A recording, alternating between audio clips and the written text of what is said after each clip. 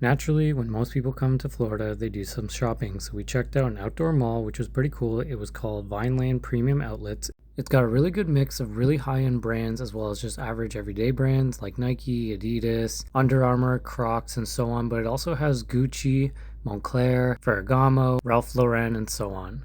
If you're into any of those brands, this place actually has really good deals on all of those. There's even a Hugo Boss store. And many other ones that I totally forgot to mention, but you can check out their website and it'll list all of their outlets. And anyways, we did some shopping, then ate some food, and then we headed over to Disney Springs. Disney Springs is part of Disney World, but it's kind of like an offshoot area where you get restaurants and some shopping again. And there's no rides or attractions, but there are some really cool restaurants found in here. We specifically went here to check out the Lego store since our son is absolutely obsessed with Lego, and there's a very specific set that he's been trying to hunt down for the last year and a half, and we've not been able to locate it anywhere except here. So needless to say, to visit Disney Springs was definitely on our things to do while we were visiting Florida.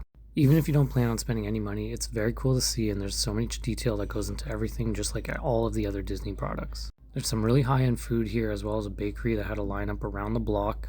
There's also a lot of theme style type restaurants. I don't mean with all the themes, but there are some, like there's a massive cruise ship one, and there's one by the docks. There's also a dinosaur restaurant, which we actually went to, which I will show you shortly.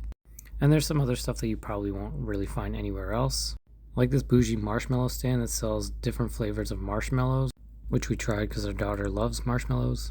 And there was even a poutine place that served actual poutine with real cheese curds. Obviously we tried that too. Next up, we hit the Lego store, and we probably spent about 2 hours here. We designed a custom Lego figure that my son did, while my daughter was building her own characters with the giant parts bin they have to build your own. We also secured the Lego sets he wanted, and then we were off to dinner. So we did go to the dinosaur themed restaurant, which is very much like the Rainforest Cafe. It's the same kind of vibe and atmosphere, but they actually just focus on dinosaurs. They have a dinosaur digging area where you can wash your hands and look for fossils before you eat, which is a good way to hold the kids entertained for a bit. And instead of a thunderstorm, they do a meteor shower every 20 minutes or so, which is very similar to what Rainforest Cafe will do. Overall, the food wasn't bad, atmosphere was great, prices were great, and the kids loved it. The amount of details that went into this place is kind of crazy as well. They also have a giant aquarium. They had actually 2. After dinner, we explored Disney Springs further just to check out everything else, and then we headed home to go to Target. If you're in the US as a Canadian, Target is a must stop. We just bought a few things that we needed, but the Target here was super clean and they had so much inventory. That's how we spent one of our days here in Florida. Thanks for watching.